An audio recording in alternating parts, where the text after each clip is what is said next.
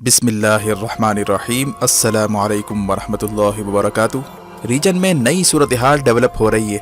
India की जानिब से भारतीय पंजाब में S-400 की तैनाती के साथ ही पाकिस्तान ने बाबर 1B नामी क्रूज मिसाइल का कामयाब तजुर्बा कर डाला है, जिसे रूसी निज़ाम S-400 का बेहतरीन तोड़ समझा जा रहा है।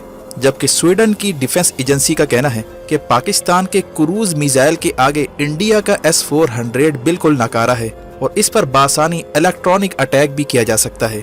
इसी असना में OIC के प्रेशर के आगे अमेरिका ने घुटने टेक दिए हैं। अफगानिस्तान के लिए अमेरिकी नुमाइंदे ने आर्मी चीफ जनरल बाजवा से अहम मुलाकात की है और यूनाइटेड नेशन में फंड रिलीज करने के लिए सलामती कौंसिल में करारदाद लाई जा रही है। जबकि ईरानी वजीर खारजा ने आर्मी चीफ जनरल बाजवा से मुलाकात की है और इस दौरान ईरान की जानिब से क्रूज मिसाइल के तजुर्बात की खबरें भी आ रही हैं और पाकिस्तान और ईरान की जानिब से एक साथ क्रूज मिसाइल का तजुर्बा करना और फिर ईरानी वजीर खारजा और जनरल बाजवा की होने वाली मीटिंग, ये काफ़ी अहम समझा जा रहा है।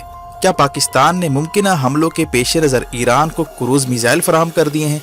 क्या ईरान ने पाकिस्तान से मदद तलब की है? वाज़ेह है कि क्रूज मिसाइल रीजन में गेम चेंजर बनने जा रहे हैं। इसी असना में पाकिस्तान और तुर्क नेवी की स्पेशल फोर्सेस की मशकें भी हुई हैं और ओमान पाकिस्तान की नेवल एक्सरसाइज भी गुज़िश्ता दिनों हुई थी। साथ ही चीनी वजीर खारजा ने बयान दे डाला है कि चाइना अमेरिका का मुकाबला करने के लिए तैयार है। ये बयान ऐसे मौके पर आया जब अमेरिका ने तिब्बत के लिए खास नुमाइंदा अपॉइंट कर दिया है। इसके साथ साथ रूस ने जापान के पानियों में क्रूज मिसाइल दागे हैं जो सब मेरीन से लॉन्च किए गए थे और रूस ने अमेरिका से मुतालबा किया है कि वो जल्द से जल्द रूसी तजावीज़ पर अपना रिस्पॉन्स दे, वरना यूक्रेन पर हतमी फैसला रूस करने जा रहा है।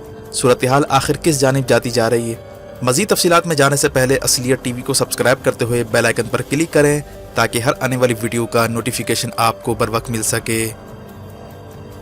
नाज़रीन कराम, एक ही दिन में पाकिस्तान, रूस और ईरान का क्रूज मिसाइलों का तजुर्बा करना ये खित्ते में अहमियत इख्तियार करता जा रहा है और मुख्तलिफ ममालिक के नुमाइंदों ने आर्मी चीफ जनरल बाजवा से हंगामी मुलाकातें शुरू कर दी हैं। गुज़िश्ता दिन खबर आई थी कि S-400 का पहला स्क्वाड्रन इंडिया पहुंच चुका है और रूस का दिफाई निज़ाम पंजाब सेक्टर में तैनात कर दिया गया है और इसके इंतजामात इंडियन एयरफोर्स के हवाले कर दिए गए हैं, जिस पर इंडियन मीडिया ने काफ़ी भंगड़े डाले। लेकिन पाकिस्तान ने भारत के अरमान फिर मट्टी में मिला दिए हैं। पाकिस्तान ने long range Babur cruise missile का कामयाब तजुर्बा करके अहम पत्ता खेल दिया है। बाबर 1 नामी क्रूज मिसाइल की रेंज 900 किलोमीटर से जायद है और ये भारत के S-400 को चकमा देकर भारत के किसी भी हिस्से को निशाना बना सकता है। और लॉन्ग रेंज क्रूज मिसाइल का मकसद ये है कि S-400 के रेडार से दूर रहकर इंडिया पर स्ट्राइक किया जा सके।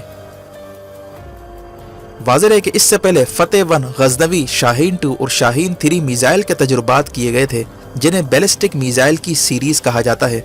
लेकिन अब पाकिस्तान ने रात और बाबर क्रूज मिसाइल के तजुर्बात शुरू कर दिए हैं, क्योंकि क्रूज मिसाइल के अंदर इस बात की सलाहियत मौजूद है कि वो घूमकर टारगेट को निशाना बना सकता है और किसी भी जदीद एयर डिफेंस सिस्टम, यहाँ तक कि अमेरिका के पैट्रियट और रूस के S-400 को भी चकमा दे सकता है। यानी भारत की इन्वेस्टमेंट जो उसने S-400 पर लगा रखी है वो डूबने जा रही है, जिसकी तस्दीक अब दिफाई माहिरीन ने करना शुरू कर दी है।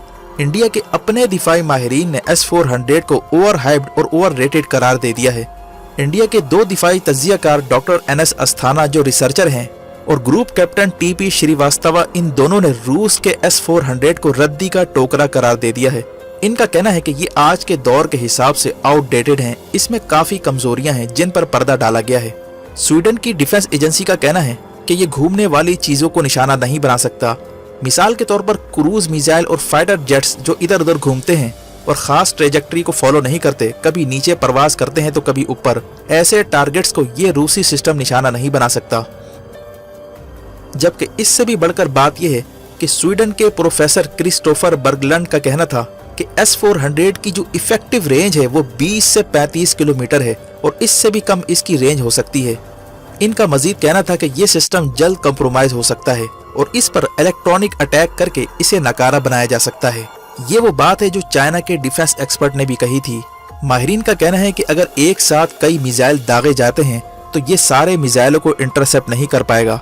भारतीय तज्जियाकारों के मुताबिक ये पहाड़ी इलाकों में सही काम नहीं कर सकता, क्योंकि जंगल और पहाड़ रेडार के सिग्नल्स को रोक लेते हैं और हाइपरसोनिक मिसाइलों को तो ये S-400 किसी सूरत नहीं रोक सकता। और चीन की बात की जाए तो उसके पास हाइपरसोनिक मिसाइल मौजूद हैं, اور پاکستان کے کروز میزائلوں کے آگے یہ سسٹم ویسے ہی ڈھیر ہو چکا ہے، یعنی پاکستان اور چین کے خلاف یہ سسٹم تقریباً ہاتھی کے دکھاوے کے دانت ثابت ہونے جا رہے ہیں۔ پاکستان نے بھارت کی حربی چالوں کا ایک ایک کر کے توڑ نکال لیا ہے۔ مثال کے طور پر بھارتی نیوی کے بحری بیڑوں کا مقابلہ کرنے کے لیے PNS تغرل کو لانچ کر دیا گیا ہے، جس میں PL-15 میزائل نصب کر کے بھارتی بیڑوں کو تباہ کیا جا سکتا ہے۔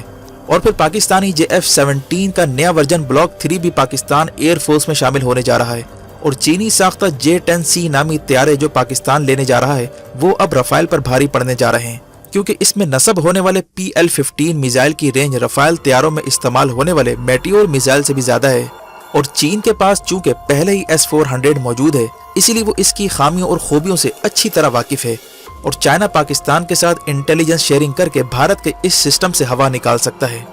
دوسری جانب مزید اہم ڈیولپمنٹ سامنے آ رہی ہے۔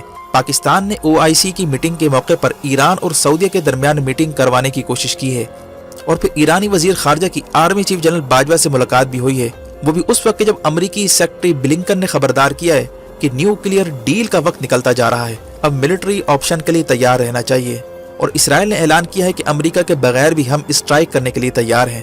اس صورتحال میں پاکستان کا کروز میزائل کا تجربہ کرنا اور ساتھ ہی ایران میں کروز میزائل کا تجربہ ہونا، ان دونوں کی ٹائمنگ کافی امپورٹنٹ ہے۔ کیا انڈیا اور اسرائیل کے خلاف ملٹری الائنس وجود میں آ رہا ہے؟ اور OIC کی میٹنگ اسلام آباد میں منعقد ہونا کیا یہ خطے کو جنگ کے بحران سے نکالنے کا نقطۂ آغاز ہے؟ یہ وہ معاملات ہیں جو ریجن میں نئی صف بندیوں کی طرف اشارہ کر رہے ہیں۔ اس کے ساتھ یہ بھی خبر آ رہی ہے کہ پاکستان اور ترکی اور ملائیشیا مشترکہ TV چینل لانچ کرنے جا رہے ہیں، جو اسلاموفوبیا سے نمٹنے کی جانب ایک اہم قدم ہے۔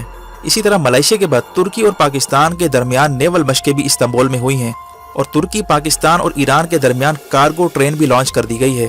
ترکی اور پاکستان نے تجارتی روابط کو مزید مضبوط بنانے اور مالیاتی اداروں کی دھینگا مشتی سے نکلنے کا تہیہ کر لیا ہے۔ واضح ہے کہ ان دنوں ترک صدر رجب طیب اردوغان کو سخت معاشی چیلنجز کا سامنا ہے۔ طیب اردوغان نے سود کے خلاف اعلان جنگ کر رکھا ہے اور کہا ہے کہ سود ساری بیماریوں کی جڑ ہے، مہنگائی کی اصل وجہ سودی نظام ہے، اسے اکھاڑ پھینکنا ہوگا، جبکہ مافیا نے راتوں رات لیرا گرا کر یہ تاثر دینے کی کوشش کی کہ سود کے خاتمے کے سنگین نتائج ترکی کو بھگتنا پڑ سکتے ہیں۔ لیکن گزشتہ روز طیب اردوغان نے اہم پتہ کھیلتے ہوئے اعلان کیا کہ اب ہم امپورٹ بند کرنے جا رہے ہیں، اب ہمارے ہاں سے چیزیں ایکسپورٹ ہوں گی، اور ایکسپورٹ کرنے والی کمپنیوں کو یہ یقین دلایا کہ ترکی کا سینٹرل بینک انہیں فیوچر کا ایکسچینج ریٹ فراہم کرتا رہے گا، اور تمام کاروباری طبقے کو یقین دلایا کہ سود کو ہم بتدریج ختم کرنے جا رہے ہیں، جس پر اچانک سے لیرا کی قدر میں 20% اضافہ ہوا اور راتوں رات ڈالر اور یورو کی قدر میں 20% کمی دیکھنے میں آئی۔ اردوغان کا کہنا تھا کہ سود کے خلاف ہماری معاشی جنگ ہے، ہم برائی کی جڑ سود کو ختم کر کے دم لیں گے اور ترکی کو فری مارکیٹ اکانومی میں کنورٹ کریں گے۔ سودی نظام کے خلاف علم بغاوت بلند کرنے کے بعد سے ترکی میں اس کے ثمرات نظر آنے لگے ہیں۔ واضح ہے کہ ترکی پاکستان کی طرح فیٹف کی گرے لسٹ میں ڈالا گیا ہے، لیکن طیب اردوغان نے اس کی پرواہ نہ کرتے ہوئے عالمی مالیاتی اداروں سے اکانومی کو آزاد کروانے کا تہیہ کر لیا ہے، اور بینکنگ سسٹم کو سود کی بجائے کاروبار کی بنیاد پر چلانے کا فیصلہ کیا جا رہا ہے۔ وقت آ گیا ہے کہ پاکستان اور دیگر مسلم ممالک میں سود کے خلاف اعلان جنگ کیا جائے اور فیٹف اور دیگر مافیات سے نمٹنے کے لیے مشترکہ حکمت عملی طے کی جائے، تاکہ مسلم ممالک کی معیشت کو عالمی مالیاتی اداروں کے چنگل سے آزاد کروایا جا سکے۔